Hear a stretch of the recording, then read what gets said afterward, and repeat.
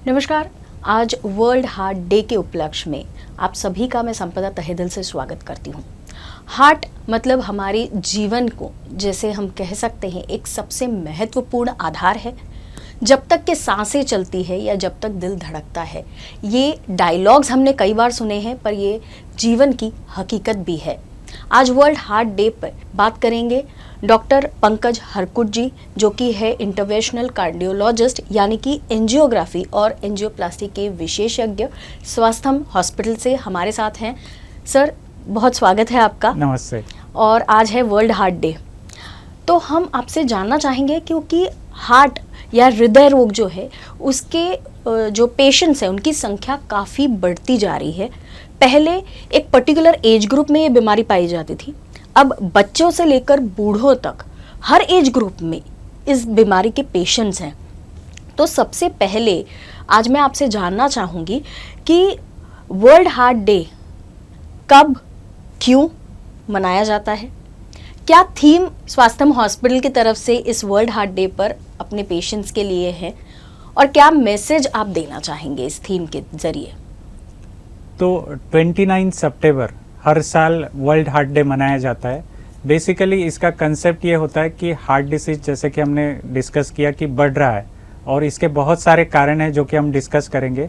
ये बढ़ते हुए हार्ट डिसीज का अवेयरनेस फैलाने के लिए वर्ल्ड हार्ट डे मनाया जाता है। और इस साल जो थीम रखी गई है, ये थीम ग्लोबली डिसाइड होती है कि you should take charge of your heart health. मतलब हर इंसान ने उनके हार्ट हेल्थ की जिम्मेदारी खुद पर लेना है।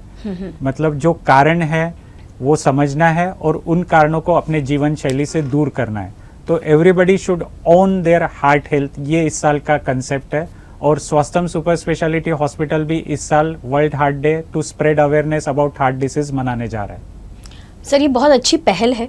और हार्ट पेशेंट्स की अगर बात करें तो नॉर्मली हम लोग समझ ही नहीं पाते हैं कि घर में कोई हार्ट पेशेंट है, या कैसे ये डिजीज़ जो है ये पनप रही है। तो क्या कारण होते हैं हार्ट डिजीज़ के? तो सबसे पहले अगर हम लोग कारणों में जाए, जिनको हम रिस्क फैक्टर कहते हैं, कि जिनमें ये अगर रिस्क फैक्टर्स है तो उनको हार्ट डिसीज होने की संभावना ज़्यादा होती है। तो कुछ रिस्क फैक्टर जो है ट्रेडिशनल है, मतलब जो हम सबको थोड़े बहुत तरीके से पता है, जैसे कि अगर जिनमें ब्लड प्रेशर होता है उनको हार्ट डिसीज होने की संभावनाएं ज़्यादा होती है। किसी को अगर डायबिटीज़ है, शुगर है, तो उनको हार्ट डिसीज होने की संभावना बहुत ज़्यादा होती है। अभी तो ऐसा कहा जाता है कि जिनको डायबिटीज़ है हम लोग उनको हार्ट डिसीज के इक्विवेलेंट समझते हैं। मतलब कि अगर आपको डायबिटीज़ है तो आपको हार्ट डिसीज है, ऐसे समझा जाता है मेडिकल टर्मिनोलॉजी में। तो ये ट्रेडिशनल रिस्क फैक्टर्स है। फिर बाकी रिस्क फैक्टर्स मतलब स्मोकिंग, तंबाकू का सेवन, शरीर श्रम का अभाव अगर है, फिजिकल इनएक्टिविटी है, ओबेसिटी है, और फिर फाइनली कोलेस्ट्रॉल। कोलेस्ट्रॉल जब हम ब्लड चेक करते हैं और हमको पता चलता है कि हमारा एलडीएल, जो कि बैड कोलेस्ट्रॉल है, उसकी अगर मात्रा हमारे शरीर में ज़्यादा है तो हमारे अलग अलग वेसल्स में, मतलब जिसमें हार्ट के भी वेसल्स आए, पैर के वेसल्स आए, हाथ के वेसल्स आए, ब्रेन के वेसल्स आए, इनमें ब्लॉकेजेस होने की संभावना बढ़ती है, क्योंकि ये कोलेस्ट्रॉल जाके उन आर्टरीज में रुकावट पैदा करता है, जिनको कि हम ब्लॉकेजेस बोलते हैं, जिससे कि हार्ट अटैक आने की संभावनाएं बढ़ती है। तो कोलेस्ट्रॉल भी एक इम्पॉर्टेंट रिस्क फैक्टर है। तो ये सब ट्रेडिशनल रिस्क फैक्टर्स है, और ये कहीं ना कहीं हमारे जीवन शैली से जुड़े हुए रिस्क फैक्टर्स है। अगर हम एक्सरसाइज नहीं करते हैं, अगर हमारा डाइट फॉल्टी है, तो कहीं ना कहीं डायबिटीज़ होगा, ब्लड प्रेशर होगा, कोलेस्ट्रॉल बढ़ेगा, और अल्टीमेटली इसका जो रूपांतर है वो हार्ट डिसीज में होगा। सर, अभी आपने जैसे बताया, ट्रेडिशनली हम लोग जो मतलब एक नॉर्मल सी सोच है वो ये है कि अगर आप ओवरवेट हैं या फिर आप बहुत ऑयली चीज़ें खाते हैं तो आपको हार्ट प्रॉब्लम होनी ही है। ये एक कॉमन माइंडसेट है कि ये चीज़ें हैं। लेकिन हम देख रहे हैं कि आजकल की जो यंग जनरेशन है वो फिटनेस के लिए भी काफ़ी, मतलब जिन्हें हम फिटनेस फ्रीक भी कह सकते हैं, ऐसे काफ़ी लोग हैं। डाइट की बात करें तो वो डाइट भी काफ़ी फॉलो करते हैं। तो बावजूद इसके यंग जनरेशन में हार्ट डिजीज़ का जो प्रमाण बढ़ता जा रहा है, उसकी क्या वजह हो सकती है? तो ये बहुत अच्छा सवाल है। जैसे कि हम जानते हैं कि ट्रेडिशनल रिस्क फैक्टर्स तो हमने देखे, लेकिन बहुत सारे नए रिस्क फैक्टर्स भी इस नई लाइफस्टाइल के साथ आ रही है, नए लोगों में, युवाओं में ज़्यादातर पाए जा रहे हैं। तो उसमें हमने ऐसा पाया कि नींद की कमी, मतलब अगर आप 7 से 8 घंटे ठीक से नहीं सो पा रहे हैं तो आपका हार्ट डिसीज की रिस्क काफ़ी बढ़ती है, आपके ब्लड प्रेशर की रिस्क बढ़ती है, आपके डायबिटीज़ की रिस्क बढ़ती है। तो एक 7 से 8 घंटे सोना ये बहुत ज़रूरी है। सोशल मीडिया की वजह से, पीयर प्रेशर की वजह से और बहुत सारी चीज़ों की वजह से, दैनंदिन व्यवस्था की वजह से हमारी नींद की जो समय है वो कम होते जा रहा है और नींद की क्वालिटी भी कम होते जा रही है। कहीं ना कहीं ये युवाओं में जो हार्ट अटैक बढ़ रहा है उसकी एक बहुत इम्पॉर्टेंट वजह ये है। दूसरी एक चीज़ पाया गया है कि जैसे जैसे हमारी लाइफस्टाइल चेंज हो रही है, हमारे खाने में जो शक्कर और शक्करजन्य पदार्थ, मतलब जिनको हम सिंपल कार्बोहाइड्रेट्स बोलते हैं, मैदा, इनका जो प्रमाण है वो बढ़ते जा रहा है। फास्ट फूड का सेवन बहुत बढ़ते जा रहा है। इसकी वजह से कहीं ना कहीं जो ब्लॉकेजेस का प्रमाण है, डायबिटीज़ का प्रमाण है, ओबेसिटी का प्रमाण है, ये बढ़ते जा रहा है। तो इसीलिए अभी ऐसा कहा जाता है कि शक्कर इस नए युग का तंबाकू है। मतलब तंबाकू खाने वाले को जितनी रिस्क होती है उतनी ही रिस्क जो शक्कर और शक्करजन्य पदार्थ बहुत ज़्यादा मात्रा में सेवन कर रहे हैं उनको हार्ट अटैक और डायबिटीज़ की रिस्क बढ़ती है। फिर तीसरा रिस्क फैक्टर, जैसे कि हमने देखा कि जो एक्सरसाइज है वो कहीं ना कहीं बहुत कम हो गई है। हर चीज़, मतलब हम कहीं भी जाने के लिए गाड़ी का या फिर व्हीकल का इस्तेमाल करते हैं, रोज़ जो हमारे 10,000 कदम होने चाहिए वो कहीं ना कहीं नहीं हो रहे। पहले हमारी लाइफस्टाइल में चलना ये एक नॉर्मल चीज़ थी, लेकिन अभी जो सभी चीज़ों की वजह से चलना बहुत कम हो गया है। तो इसकी वजह से जो 10,000 स्टेप्स का कंसेप्ट है वो उसी वजह से आया कि आपने रोज़ कम से कम 10,000 कदम चलना चाहिए, और इससे कम अगर आप चलते हैं तो आपको कहीं ना कहीं मतलब हार्ट डिसीज होने की संभावनाएं बढ़ती है। अगर आप मान लीजिए 8 घंटे अगर आप बैठते हैं, मतलब सिटिंग अगर आपकी 8 घंटे, क्योंकि ये नॉर्मल हो गया है, हम लोग ऑफिस में जाते हैं, बैठते हैं, और दिन भर में 8 घंटे बैठना कोई बहुत अलग चीज़ नहीं रही है हमारे लाइफस्टाइल में। तो sitting has become smoking of this generation. तो जिनको, जो लोग 8 घंटे बैठते हैं दिन भर में, उनकी जो हार्ट अटैक की रिस्क है वो जो एक दूसरा व्यक्ति स्मोकिंग करता है उतनी है। मतलब आप समझिए इसका महत्व कितना है कि अगर हम लोग दिन भर में 8 घंटे बैठते हैं तो हमारी हार्ट अटैक की रिस्क एक स्मोकर जितनी हो जाती है। तो ये कुछ नए रिस्क फैक्टर्स है जो कि युवाओं में, नए जनरेशन में, नए लाइफस्टाइल के साथ में ज़्यादातर पाए जाते हैं, और इसी वजह से, इस बदलती हुई जीवन शैली की वजह से हमारे हार्ट अटैक की रिस्क बढ़ रही है। सर, अभी हम जैसे बात कर रहे हैं तो फिटनेस की अगर बात करें तो कई ऐसी केसेस हमने देखी हैं जिनको जिम में एक्सरसाइज करते वक्त भी हार्ट अटैक आता है। फिर अगर बात करें डाइट की तो पहले जो जनरेशन थी हमारी, उनका खाना मतलब क्वांटिटी हम लोगों से कई ज़्यादा थी, लेकिन टाइमिंग का जो गैप, या कहें कि सुबह एक बार खाना खा लिया, रात को एक बार खाना खा लिया, तो फिर भी वो लोग हमसे ज़्यादा फिट थे। और अब हम जो है वो 4 टाइम्स 6 टाइम्स ऐसा वाला जो डाइट प्लान आता है वो सारा चीज़ फॉलो कर रहे हैं, लेकिन हमारी जनरेशन में बीमारियां जो है, और स्पेशली हार्ट की बात करें तो बढ़ती ही जा रही है। तो कैसे मतलब ये सारा चीज़ बैलेंस करना चाहिए, या डाइट अगर हम बात करें तो कैसे, मतलब ट्रेडिशनल डाइट है, आजकल अलग अलग प्रकार के डाइट भी आ रहे हैं, तो कैसे मतलब चूज़ करें अपने लिए क्या सही है? तो आपके इस सवाल में मैं 2 सवाल पाता हूँ। एक सवाल कि फिटनेस फ्रिक लोगों में भी हार्ट अटैक क्यों हो रहे हैं जी। तो ये बहुत इंपॉर्टेंट सवाल है। हम देखते हैं कि कोई सेलिब्रिटी जिम में कोलैप्स हो गया, यंग लोग जो जिम में जाते हैं, जिम में ट्रेडमिल करते समय कोलैप्स हो जाते हैं। तो इसमें ये हमको समझना होगा कि फिटनेस जर्नी जो होती है वो एक दिन शुरू होकर दूसरे दिन बंद नहीं होना चाहिए। मतलब आप एक दिन जिम चले गए, आपने बहुत अच्छा किया और बंद हो गया, ऐसा नहीं होना चाहिए। It should be A gradual journey. मतलब आपने धीरे धीरे आपके एक्सरसाइज को बढ़ाना है, और सबसे पहले कोई भी एक्सरसाइज रेजिम शुरू करने से पहले आपकी हार्ट हेल्थ क्या है, आपकी आज की कंडीशन क्या है, क्या आप उस एक्सरसाइज के लिए तैयार हो। हमने देखा है कि मैराथन का फैड आ गया है, हर कोई मैराथन दौड़ना चाहता है, पर क्या आपकी बॉडी और आप उस मैराथन के लिए या उस एक्सरसाइज के लिए तैयार हो। तो इस जर्नी को हमने ग्रेजुअली लेना चाहिए, और कोई भी नई एक्सरसाइज शुरू करने से पहले हमने हमारे हार्ट की हेल्थ चेक करना चाहिए, और फिर ही हमने एक्सरसाइज शुरू करना चाहिए। तो कहीं ना कहीं यहाँ में जो दौड़ है, सोशल मीडिया पे पोस्ट करने की जो होड़ है, उसमें ये कहीं ना कहीं ये मिसहैप्स होते हैं कि मैंने आज इतना एक्सरसाइज किया, मैंने ये किया। तो कहीं ना कहीं इसको एक अलग पर्सपेक्टिव से देखने की ज़रूरत है। दूसरा आपका सवाल था डाइट के बारे में।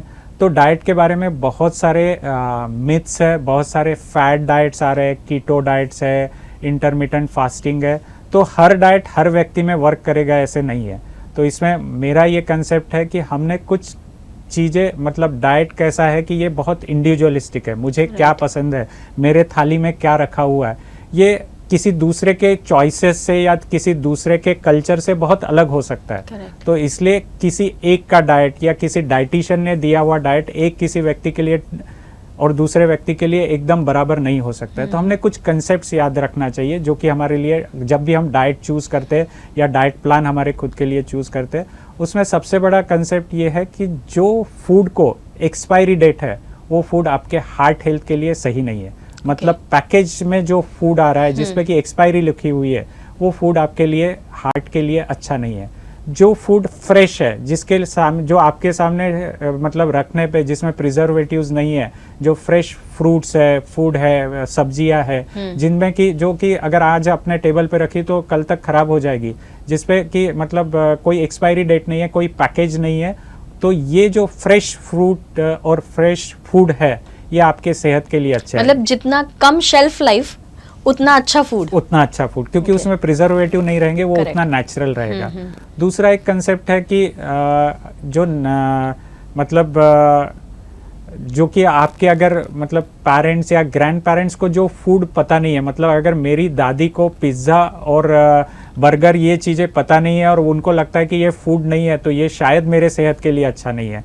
जो नए फूड्स आ रहे हैं उनमें कहीं ना कहीं प्रिजर्वेटिव्स है, जिस फूड को मार्केट किया जा रहा है वो फूड आपके सेहत के लिए अच्छा नहीं है। तो ये दो कंसेप्ट है। तीसरा कंसेप्ट जैसे मैंने बताया कि जितनी शक्कर, जितना कार्बोहाइड्रेट आपके फूड में कम रहेगा, सिंपल कार्बोहाइड्रेट कम रहेगा, उतना वो खाना आपके सेहत के लिए अच्छा रहेगा। तो जब भी आप किसी खाने को देखते हैं तो उसमें देखिए कि आपके प्रोटीन कितना है, कार्बोहाइड्रेट कितना है, फैट कितना है, और कोई भी एक एक्सट्रीम डाइट पे जाने की ज़रूरत नहीं है। मतलब इन शॉर्ट हम ये कह सकते हैं कि जो हमारा ट्रेडिशनल लाइफस्टाइल था वो बेटर था हमसे, डेफिनेटली बेटर था, क्योंकि वो नेचुरल था, नॉर्मल था, और हमारे जीनेटिक कंपोजिशन के लिए वो एक बना हुआ डाइट था। करेक्ट। और मीठा मतलब अभी हम कार्बोहाइड्रेट्स की बात करें तो जो मिठाइयाँ बनती थी घर में वो सिर्फ ओकेजनली बनती थी। Exactly. आजकल ऐसा है कि हमारे घर में चॉकलेट्स, आइसक्रीम तो कॉमन हो गए हैं, और बिस्किट्स हैं, कुकीज है, ये सारी चीजें कॉमन हो गई जो कि पहले नहीं हुआ करती तो थी। पहले it used to be fest, कोई त्योहारों पे हमारा मीठा बनता था, और अभी ये हम लोग रोज खाने लग गए। तो हमारी बॉडी जेनेटिकली इतना कार्बोहाइड्रेट प्रोसेस करने के लिए बनी ही नहीं है। इसी वजह से जो ओबेसिटी बढ़ रही है, जो डायबिटीज बढ़ रहा है, वो इसी कारणों की वजह से बढ़ रहा है। जी सर, ये तो आपने बहुत अच्छी जानकारी दी है, और उम्मीद है कि हमारे जो व्यूवर्स हैं इन सारी चीज़ों को समझ तो रहे हैं, अप्लाई करना भी जल्द से जल्द शुरू कर देंगे। एक और बात कि सर, जैसे हार्ट अटैक की अगर हम बात करें तो कई बार ऐसा होता है कि मतलब मोस्टली यही होता है कि हार्ट अटैक आने के बाद जब हम हॉस्पिटल जाते हैं, हॉस्पिटलाइज हो जाते, ट्रीटमेंट के बाद रिकवर होते, तब पता चलता है कि हार्ट अटैक आके गया। तो ऐसे कोई लक्षण आप बता सकते हैं कि हमें पहले पता चले और हम कुछ अपने आप को बचा सके, अपने जो करीबी हैं उन्हें कुछ? तो सिम्टम्स की अगर बात की जाए, लक्षण की अगर बात की जाए, तो सीने में दर्द होना, सीने के मध्य भाग में दर्द होना, ये सबसे कॉमन लक्षण है। और इसके साथ में कुछ एसोसिएटेड सिम्टम्स रह सकते हैं, जैसे कि आपको पसीना आना, ठीक नहीं लगना, और सबसे बड़ा जो ये रहता है कि एसिडिटी जैसा लगना।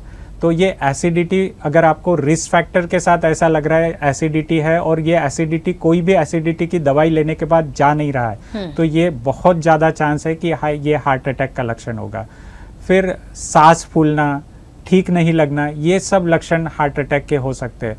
तो जब कभी भी आपको ट्रेडिशनल रिस्क फैक्टर्स हो, मतलब डायबिटीज़ हो, फैमिली हिस्ट्री हो, हाइपरटेंशन हो, और ये सिम्टम्स आ रहे हैं, तो आपने उनको निगलेक्ट नहीं करना चाहिए। तुरंत नज़दीकी अस्पताल में जाके ईसीजी करा लेना चाहिए या डॉक्टर की सलाह लेना चाहिए। सर, एक और चीज़ जो कॉमनली कही जाती है कि हार्ट अटैक के पहले आपको 1-2 दिन से या कुछ समय पहले से लेफ्ट साइड में पेन होता है, हैंड या बैक में, तो ये भी एक सिम्टम है। हार्ट के पेन कहाँ से, जॉ से लेकर नाभि तक कहीं भी हो सकता है। कॉमनली ये सीने के मध्य भाग में होता है, चेस्ट पेन, और साथ साथ में लेफ्ट आर्म में पेन हो सकता है।